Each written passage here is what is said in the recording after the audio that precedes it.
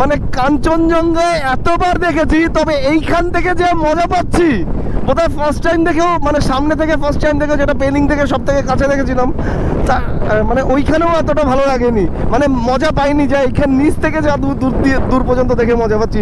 ভাই এই রাস্তায় যারা যারা আসেনি সবার মনে হয় আসা উচিত এই রাস্তায়।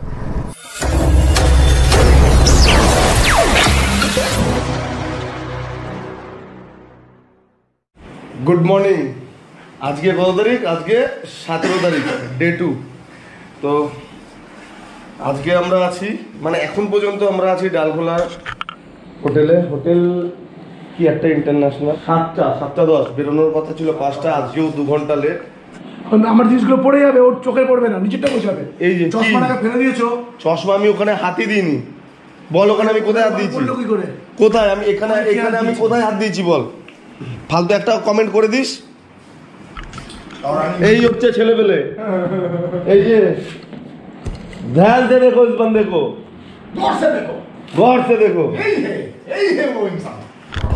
তো আমরা বেরিয়ে যাচ্ছি হোটেল কি JWM না, হোটেল JMD ইন্টারন্যাশনাল থেকে।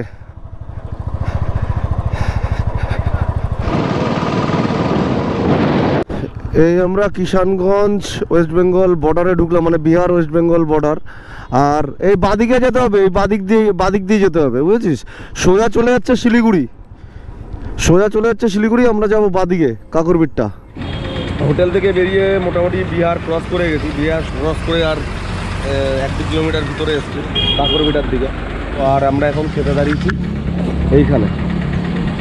এখানের যে বেস্ট পার্টটা হচ্ছে এই যে এই দইটা দারুণ খেতে, নিয়েছি দেখাচ্ছি সামনে গিয়ে। এই যে দই সন্টায় খাওয়া শুরু করে দিয়েছে, আর স্যার টাকা গুনছে। মালিক আমাদের মালিক।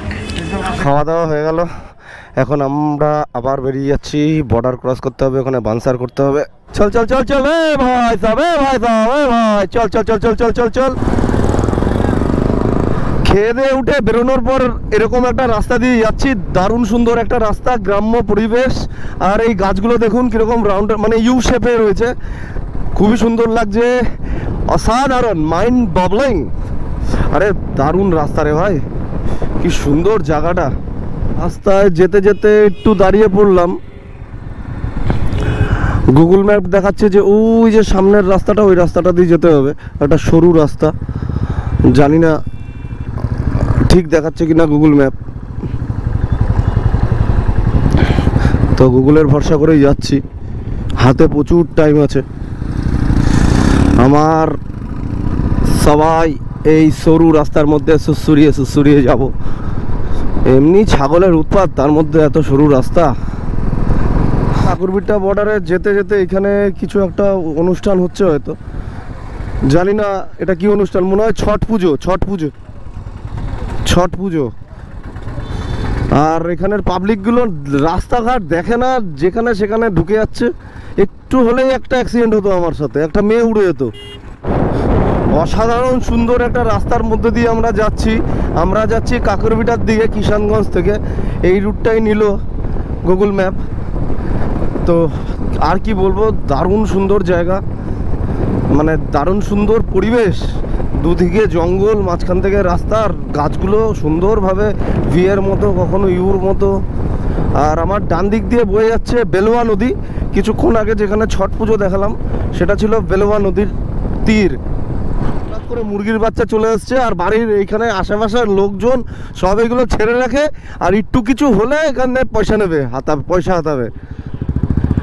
হাতাবে, একটু লাগবে, পয়সা হাতাবে।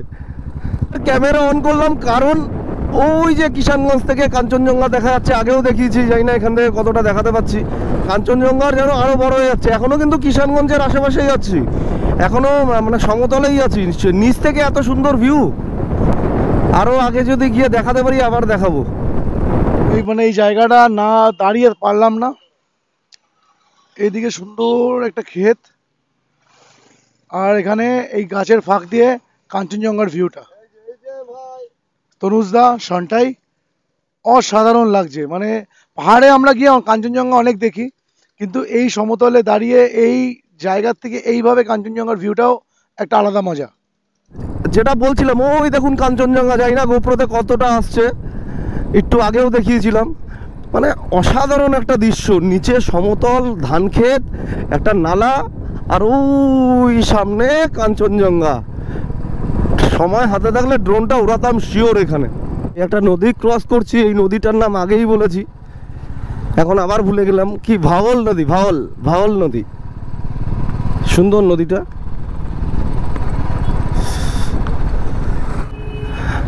भैया border border border Nepal border कितना दूर? 4-5 किलोमीटर। 4-5 किलोमीटर। बांसर का ऑफिस उधर है। थैंक यू भैया। এখন আমি কাকরবিটা থেকে, কাকরবিটা বর্ডার মানে যেটা নেপাল বর্ডার, পানি ট্যাঙ্কি খুব সম্ভবত, নামটা জানি না, কনফিউশন আছে। এখন ওই দিকেই যাচ্ছি, আর এখান থেকে বর্ডার 10 কিলোমিটার। আর আমার এখন ডান দিকে কাঞ্চনজঙ্ঘার ভিউটা দেখুন, আগেও দেখিয়েছি, মানে আর কতবার দেখাবো, নিজেরই বিরক্তি লাগছে। মানে বাইক চালাতে কাঞ্চনজঙ্ঘা দেখতে নয়, না না না না বাবু, কাঞ্চনজঙ্ঘা তো দেখতেই এসছি। চল চল চল ভাই, আমাকে কর, আমি সামনে যাই একটু। ভাই এবার হেভি আসবে ভাই, সাবাস ভাই। তোর ক্যামেরাটা একটু চালা, আমি একটু আগে যাবো। হ্যাঁ ভাই, মাথা নষ্ট করা ভাই। মানে কাঞ্চনজঙ্ঘায় এতবার দেখেছি, তবে এইখান থেকে যে মজা পাচ্ছি, বোধহয় ফার্স্ট টাইম দেখেও, মানে সামনে থেকে ফার্স্ট টাইম দেখেও, যেটা পেলিং থেকে সব থেকে কাছে দেখেছিলাম, মানে ওইখানেও এতটা ভালো লাগেনি, মানে মজা পাইনি। যে এইখান নিচ থেকে যা দূর পর্যন্ত দেখে মজা পাচ্ছি ভাই। এই রাস্তায় যারা যারা আসেনি, সবার মনে হয় আসা উচিত এই রাস্তায়, অ্যাটলিস্ট এই ভিউটা দেখার জন্য। এই সিজনে, বর্ষাকালে হয়তো দেখা যাবে না এখান থেকে। এই যে বর্ডারে তোদের ক্যামেরা ট্যামেরা অন কর।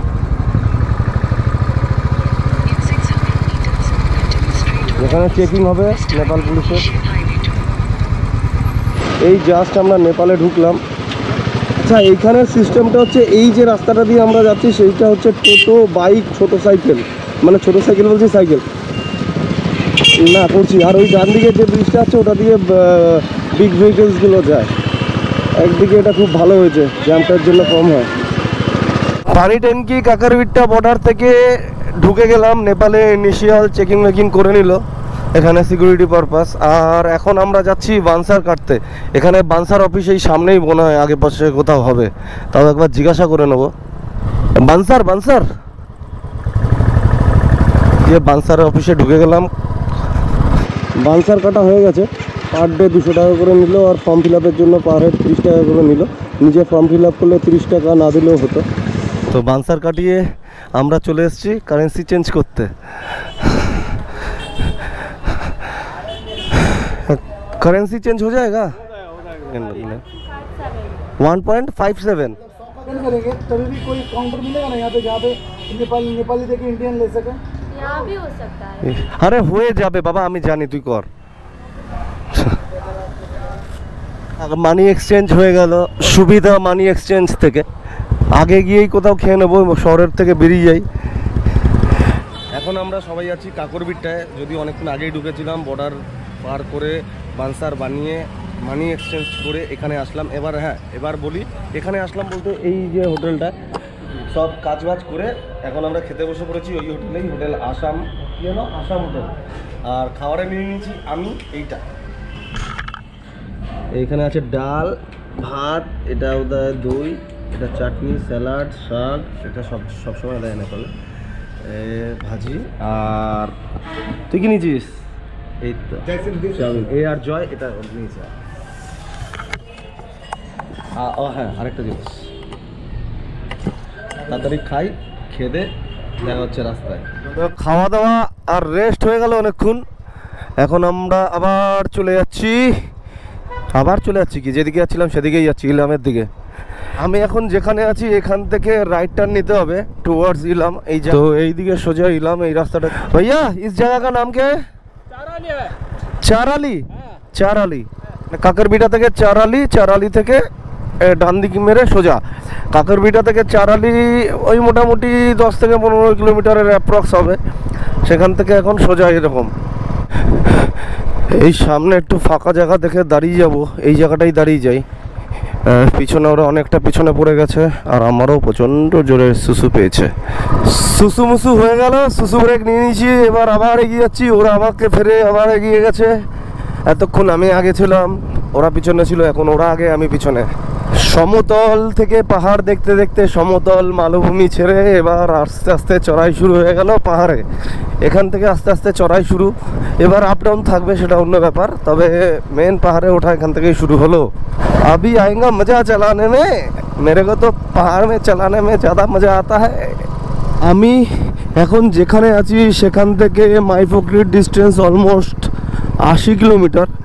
ওই 3 ঘন্টা 3.5 ঘন্টার টাইম লাগবে পাহাড়ের বুকে।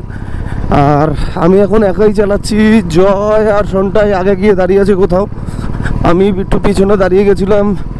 নেচার কল চলে এসেছিল, বিগ নেচার কল। হ্যাঁ, এত খাওয়া দাওয়া করেছি আর ধরে রাখতে পারছি না। ভাই হাগু করে দাঁড়িয়ে আছে ভাই, বিশাল হাগু পেয়েছিল নাকি? কেন? কোমর নেই বাংলা। আমি বাংলায় করলাম, মানে করলাম জানিস, হাঁটু নীল ডাউন হয়ে যাবে বুঝতে হয় না, ওই রকম ভাবে হাঁটু করে বসে বেরোচ্ছে কি, মানে মানে রকেটের গতিতে বেরোচ্ছে ভাই। আর ওরা কই?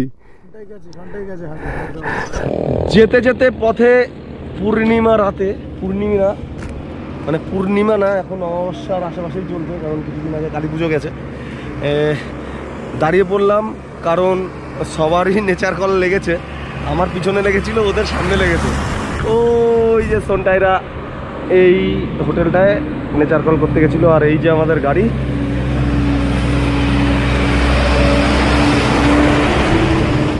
পটি করতে যাওনি? কতটা দক্ষিণে দিলে? কতটা হলো? কতটা হলো? আর ও তো কোমর ছাড়া কোমরই নামাতে পারবে না, ও গেল কি করতে? হ্যাঁ, ওই ভুড়ি নিয়ে তো কোমরই নামাতে পারবে না। যাই হোক, এখানে আর কিছুক্ষণ ওয়েট করে, মানে ভাইও আবার ঢুকেছে, ওয়েট করে আবার বেরিয়ে যাব।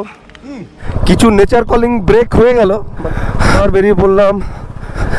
যেখানে ডেস্টিনেশন ম্যাপে দেখাচ্ছে 3.5 ঘন্টা, হয়তো আরও এক্সট্রা 1 ঘন্টা লাগবে। আস্তে আস্তে আমি অসাধারণ একটা চায়ের বাগানের মধ্য দিয়ে যাচ্ছি। রাস্তায় একটা খুবই সুন্দর চা বাগানের সামনে দাঁড়িয়ে আছি আমি। জায়গাটার নাম হচ্ছে কন্যাম, খুবই সুন্দর জায়গা। এটা একটা ভিউ পয়েন্ট, ভিউ অসাধারণ জায়গা। এখানে বেশি টাইম নষ্ট না করে তাড়াতাড়ি বেরিয়ে পড়ি, ওরা বোধহয় বেরিয়ে গেছে, ওদের সঙ্গে তাল দিতে হবে, নাহলে একা পড়ে যাবো, রাত অন্ধকার হয়ে যাচ্ছে। কান্নামে কিছুক্ষণ সময় কাটিয়ে, কিছুক্ষণ না, এই 5 মিনিট 5-10 মিনিট আবার বেরিয়ে পড়লাম, কারণ এখনও মোটামুটি 65 কিলোমিটার যেতে হবে। এখনও আমি কন্যামের মধ্যেই আছি। পুরো কন্যাম সিটি বলবো না ভিলেজ বলবো কি বলবো জানি না, পুরো কন্যামটাই খুব সুন্দর। সামনে বোধহয় কোনো মন্দির আছে, আমি জানি না ওরা আগে কোথাও দাঁড়িয়েছে কিনা, মনে হয় না দাঁড়িয়েছে।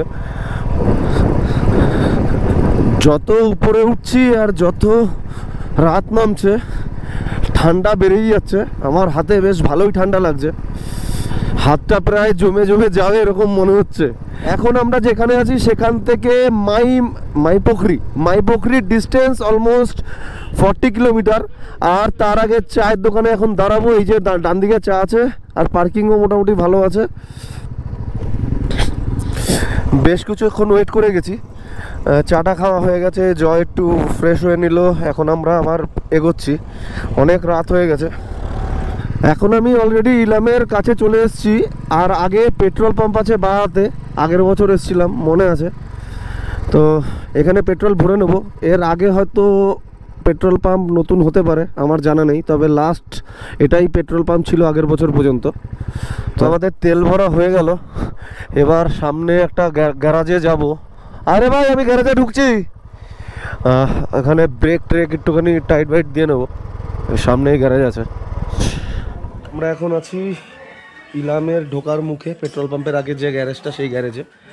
যে আমরা যদি এই সান্দাকপুর রাস্তায় কোনো মুশকিলে পড়ি মেকানিক্যাল বাইকের, তাহলে এরা নাম্বার দিয়ে দিয়েছে, এরা হেল্প প্রোভাইড করবে। হ্যাঁ, ওখান থেকে যেখানেই হেল্পের দরকার হবে সেখান থেকে জাস্ট এনাদের একটা কল করতে হবে, যেভাবেই হোক ম্যানেজ করে, ঠিক আছে? তাহলে এরা পৌঁছাতে পারবে আর জায়গাটা বলে দিতে হবে।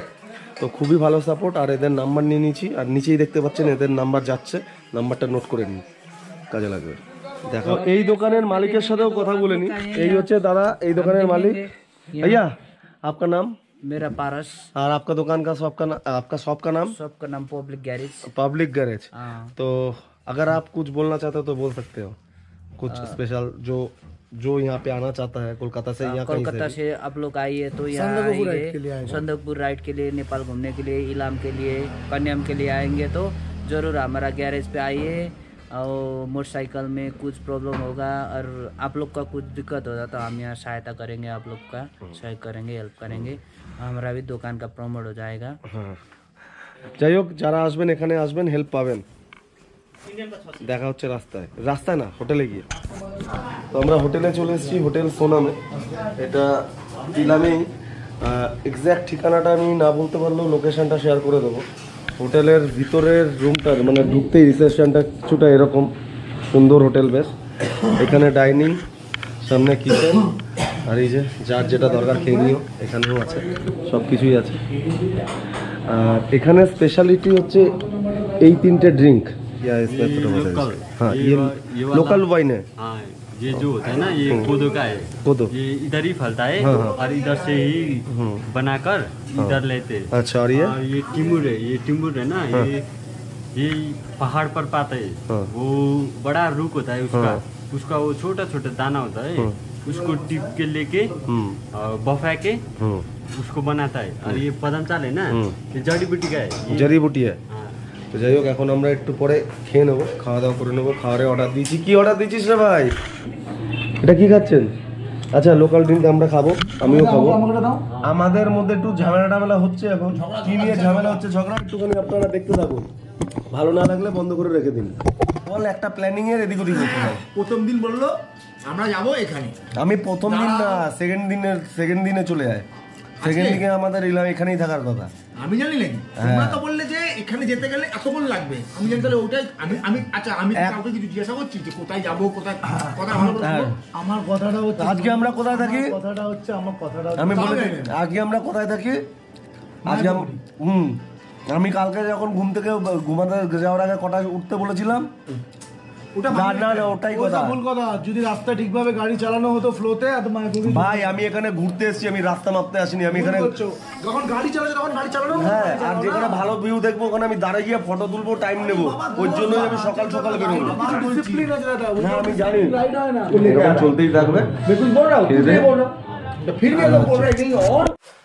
আমাদের খাওয়া দাওয়া হয়ে গেছে, মানে আমার তো অ্যাটলিস্ট হয়েই গেছে। ওরা এখনো নিচে গেজাচ্ছে, কেন গেজাচ্ছে বুঝতে পারছি না। তো এখন বাজে 11:20। ওরা আরও লেট করবে, কালকে সকালে উঠতে আরও দেরি হবে। এখন আর কিছু করার নেই, এখন ঘুমিয়ে পড়বো। এই হচ্ছে আমাদের রুম। এখানে দুটো বেড রয়েছে, ওখানে একটা বড় বেড। ঘুমিয়ে পড়বো, সকালে তাড়াতাড়ি বেরোতে হবে। ইচ্ছা আছে তাড়াতাড়ি বেরোনোর, কিন্তু মনে হচ্ছে না বেরোতে পারবো। যখন ঘুম থেকে উঠবো তারপরেই বেরোবো। Good night, take care, tata, bye bye. আর হ্যাঁ, লাইক, শেয়ার অ্যান্ড সাবস্ক্রাইব করতে ভুলবেন না।